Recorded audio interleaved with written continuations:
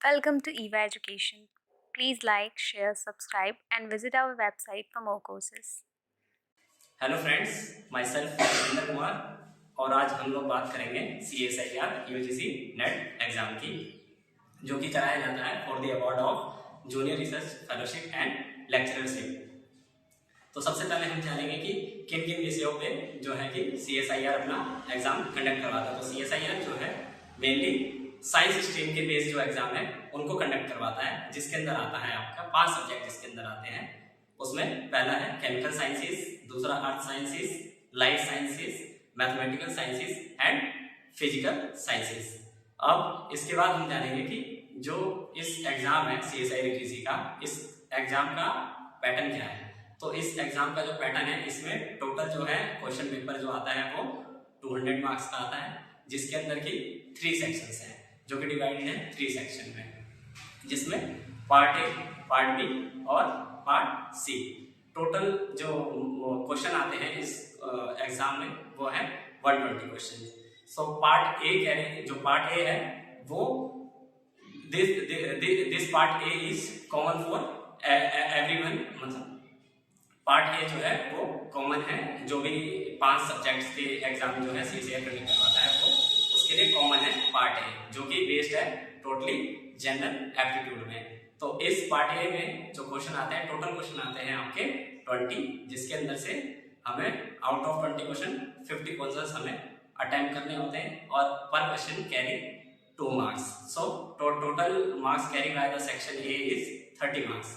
उसके बाद जो है आपका पार्ट बी और पार्ट सी सेक्शन, जो कि टोटली बेस्ड है कि आपने जिस सब्जेक्ट के लिए नेट परीक्षा के लिए आपने जिसके लिए भी अपीयर हो रहे हैं जिस एग्जाम के लिए, वो उसके सब्जेक्ट पे बेस होगा। जैसे मान लीजिए आपने केमिकल साइंसेस के लिए अप्लाई किया है, तो जो भी पेपर आएगा बी और सी सेक्शन जो होगा उसमें जो क्वेश्चन आएंगे वो केमिस्ट्री से रिलेटेड होंगे।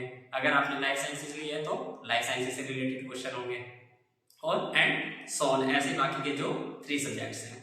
अब उसके बाद हम बात करेंगे कि जो पार्ट बी है उसमें कितने क्वेश्चन आते हैं। तो जो पार्ट बी है उसके अंदर आपके क्वेश्चन आते हैं 40 क्वेश्चन आते हैं। उस 40 क्वेश्चन में से हमें 35 क्वेश्चन जो है वो अटेम्प्ट करने होते हैं। तो 35 क्वेश्चन, और हर क्वेश्चन जो है वो 2 मार्क्स का होता है। तो 2 मार्क्स का है, तो यानी कि जो पार्ट बी जो है वो 70 मार्क्स कैरी करता है। उसके बाद हम बात कर रहे हैं जो थर्ड सेक्शन, जो कि है सी सेक्शन, जिसके अंदर आपके 60 क्वेश्चंस पूछे जाते हैं। आउट ऑफ 60 क्वेश्चन हमें 25 क्वेश्चन ही अटेम्प्ट करने होते हैं, और पर क्वेश्चन जो है वो 4 मार्क्स का होता है। तो यानी कि जो पार्ट सी है वो पार्ट सी जो है वो 100 मार्क्स कैरी करता है, पर question 4। So 25 × 4 is equal to 100 marks. और ये तीनों जो है first section 30 marks, B section 70 marks and third section जो है सी वो 100 मार्क्स। तो ये पेपर जो होता है पूरा टोटल 200 मार्क्स का हो जाता है। और इस एग्जाम की जो ड्यूरेशन है वो होती है 3 आवर्स, ड्यूरेशन 3 आवर्स। उसके बाद हम बात करते हैं कि एग्जाम जो है उसमें कोई नेगेटिव मार्किंग होती है कि नहीं। तो जो ये एग्जाम है इसके अंदर जो है नेगेटिव मार्किंग जो है वो 1/4 है। मतलब कि अगर आपने कोई पार्ट ए और पार्ट बी का अगर कोई सेक्शन, कोई भी क्वेश्चन अगर आपने गलत अटेम्प्ट कर लिया, तो उसके लिए आपका 0.5 मार्क्स जो है वो ऋणात्मक रूप में काटा जाएगा। और अगर आपने कोई अगर सी सेक्शन से कोई अगर सवाल अगर गलत कर दिया है, तो उसके लिए जैसे वो 4 मार्क्स का होता है, तो 1/4 उसका 1 मार्क्स जो है ऋणात्मक रूप में काटा जाएगा। अब इसके बाद हम बात करेंगे कि जो एग्जाम है वो ऑनलाइन मोड में होता है या ऑफलाइन मोड में। तो इसका जो एग्जाम है 2018 से पहले तो ऑफलाइन मोड में कंडक्ट होता था, लेकिन 2018 के बाद से ये जो एग्जाम है ये ऑनलाइन मोड में कंडक्ट किया जाता है, जिसमें और इस एग्जाम को जो कंडक्ट कराती है उस एजेंसी का नाम है नेशनल टेस्टिंग एजेंसी। अब इसके बाद बात करते हैं हम कि अगर आप इस एग्जाम को क्वालिफाई कर लेते हैं तो इसके बाद कैरियर अपॉर्चुनिटीज क्या है। तो अगर आप इस एग्जाम को क्वालिफाई कर लेते हैं तो देन आप एलिजिबल हो जाते हैं। मान लीजिए कोई भी यूनिवर्सिटीज या किसी भी डिग्री कॉलेज में आप असिस्टेंट प्रोफेसर के लिए अप्लाई कर सकते हैं। और दूसरी चीज़ ये है कि अगर आप चाहें तो किसी भी इंस्टीट्यूट या किसी भी कॉलेजेस में आप PhD के लिए एनरोल हो सकते हैं। तो अगर आप नेट क्वालिफाई हैं तो आपको जो भी इंस्टीट्यूट की फेलोशिप है वो आपको मिलेगी। लेकिन इसी के अंदर क्या है कि जैसे मान लीजिए 200 मार्क्स का पेपर है, तो उसके अंदर कुछ मार्क्स जो है वो नेट के लिए मतलब रखे गए हैं कि इतना है, अगर मार्क्स आते हैं आपके तो आप नेट क्वालिफाई होंगे। अगर और उसी में आगे अगर आप 5 या 10 मार्क्स उससे अगर ऊपर मतलब आपके आते हैं तो आप JRF के लिए एलिजिबल हो जाते हैं। तो JRF के केसेस में क्या होता है कि आपको जो है CSIR या और UGC जो है उसमें से कोई भी एक एजेंसी आपको फंडिंग प्रोवाइड करती है, जिसको कि जूनियर रिसर्च फेलोशिप बोला जाता है। वो आपको मंथली जब भी आप किसी भी इंस्टीट्यूट में ज्वाइन कर लेंगे PhD, तो वहाँ पे आपको वो हर मंथली आपको मिलता है, जो कि मतलब एक ठीक ठाक होती है। एक रिसर्च स्कॉलर के लिए वो ठीक ठाक इनकम होती है। उसके बाद हम बात करेंगे कि इस एग्ज़ाम का जैसे जो भी इसके अंदर 5 सब्जेक्ट्स हैं उसका एग्ज़ाम जो है उसका सिलेबस क्या है। तो जो CSIR UGC नेट का जो सिलेबस है जो 5 स्ट्रीम्स का, वो सिलेबस काफ़ी ज़्यादा है।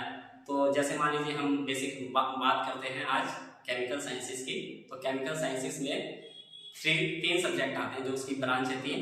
पहली ब्रांच है उसकी इनऑर्गेनिक केमिस्ट्री, दूसरी है ऑर्गेनिक केमिस्ट्री और तीसरी है फिजिकल केमिस्ट्री।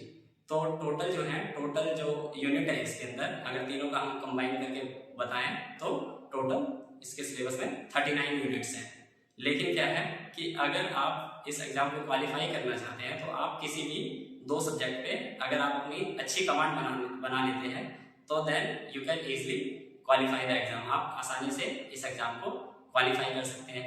सपोज करिए कि जैसे कोई है जैसे अगर उसका इनऑर्गेनिक केमिस्ट्री पे अच्छी पकड़ है और फिजिकल केमिस्ट्री पे अच्छी पकड़ है, तो अगर वो उन दोनों को भी लगभग तैयार कर लेता है तो उसका एग्जाम क्वालिफाई करने के चांसेस काफ़ी हद तक बढ़ जाते हैं।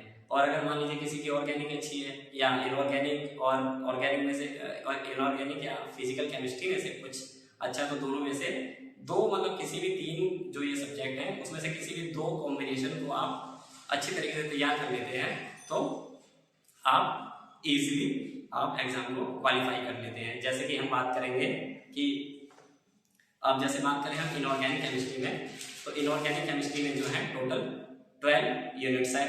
उस 12 यूनिट्स में से अब क्या है कि जो एग्जाम पॉइंट ऑफ व्यू से है, तो हम पहले क्या करते हैं कि पेपर की किसी भी पेपर की एनालिसिस करते हैं कि किस टॉपिक से कितने मार्क्स के सवाल पूछे जा रहे हैं, कितने मार्क्स के सवाल पूछे जा रहे हैं। तो उसी के अकॉर्डिंग जो है हम अपना जो अपनी तैयारी है उसको आगे बढ़ाते हैं। तो अब इसमें क्या है कि जैसे जो इनऑर्गेनिक केमिस्ट्री है इसमें केमिकल बॉन्डिंग जो है वो अच्छा खासा मार्क्स कैरी करती है। जैसे मिनिमम कम से कम आपको 2 नंबर का सवाल देखने को मिलेगा और मैक्सिमम 10 मार्क्स तक सवाल जो है वो केमिकल बॉन्डिंग से पूछे जाते हैं। इसके बाद हम बात करें तो अगला चैप्टर है main group elements and there compounds. तो ये जो है ये आपका 2 से 22 मार्क्स तक इससे पूछा जाता है। और उसके बाद हम बात करते हैं अगला जो यूनिट है इनऑर्गेनिक केमिस्ट्री का, वो है transition elements and coordination compound. वो आपका जो है 16 से लेके लगभग 28 मार्क्स तक उस यूनिट से पूछा जाता है। उसके बाद हम आगे बढ़े तो उसमें आता है आपका इनर ट्रांजिशन एलिमेंट्स, जो कि आपका 2 से लेके लगभग 10 मार्क्स तक कैरी करता है। और उसके बाद हम बात करें ऑर्गेनोमेटेलिक कंपाउंड्स, ये यूनिट भी लगभग अच्छा खासा पोर्शन कवर करती है इनऑर्गेनिक केमिस्ट्री की तरफ से, जिसका जो वेटेज है वो है 18 से लेके 36 मार्क्स। और उसके बाद आता है बायोऑर्गेनिक केमिस्ट्री, ये भी मिनिमम 6 से लेके और मैक्सिमम 12 मार्क्स तक इनऑर्गेनिक केमिस्ट्री के सिलेबस से पूछा जाता है। तो आप लोग देखेंगे कि टोटल जो यूनिट है इसके अंदर इनऑर्गेनिक केमिस्ट्री में 12 है, लेकिन अगर आप इन 6 यूनिट्स को भी अच्छी तरीके से प्रिपेयर करके और इनके सवालों को कर लेते हैं एग्जाम में, तो भी आप अच्छा खासा मार्क्स इससे स्कोर कर सकते हैं। अब हम इससे आगे बात करेंगे फिजिकल केमिस्ट्री में। तो फिजिकल केमिस्ट्री में जो पहला है वो है क्वांटम मैकेनिक्स। तो क्वांटम मैकेनिक्स भी जो है वो भी काफ़ी अच्छा खासा मार्क्स पोर्शन जो है वो कवर करता है मार्क्स का। जैसे कि इससे लगभग मिनिमम 16 से लेके 26 मार्क्स तक इससे पूछा जाता है। और इसके बाद हम बात करें केमिकल थर्मोडायनेमिक्स से, तो ये भी इससे भी इस यूनिट से 6 से लेके लगभग 80 मार्क्स तक इससे पूछा जाता है। और इसके बाद हम बात करें जो है केमिकल काइनेटिक्स, तो केमिकल काइनेटिक्स से मिनिमम 10 और मैक्सिमम 16 मार्क्स तक पूछा गया है। उसके बाद करें बात हम इलेक्ट्रोकेमिस्ट्री की, तो इससे भी 6 से लेके 12 मार्क्स तक लगभग पूछा जाता है। उसके बाद हम बात करें मॉलिक्यूलर स्पेक्ट्रोस्कोपी की, इससे भी 6 से लेके 14 मार्क्स तक ये भी पोर्शन कवर करता है। उसके बाद बात करते हैं हम ग्रुप थ्योरी की, तो ग्रुप थ्योरी भी जो है वो अच्छा खासा वेटेज कवर करती है मार्क्स का, वो है 6 से लेके 16 मार्क्स तक। उसके बाद बात करते हैं हम स्टैटिस्टिकल थर्मोडायनामिक्स की, ये भी आपके मिनिमम 4 और मैक्सिमम 8 मार्क्स तक इससे पूछा जाता है। और उसके बाद हम आगे बढ़ते हैं सॉलिड स्टेट। सॉलिड स्टेट भी जो है वो आपका 6 से लेके लगभग 10 मार्क्स तक पूछा जाता है। और उसके बाद हम बात करें जो फिजिकल केमिस्ट्री की जो 9th यूनिट है वो है कॉलॉइड्स एंड सरफेस, इससे भी लगभग 4 से लेके 8 मार्क्स तक एग्जाम में पूछा गया है। उसके बाद हम आते हैं पॉलीमर केमिस्ट्री, तो पॉलीमर केमिस्ट्री में से भी मिनिमम 4 से लेके और 6 मार्क्स तक और 2 से लेके 6 मार्क्स तक इससे पूछा जाता है।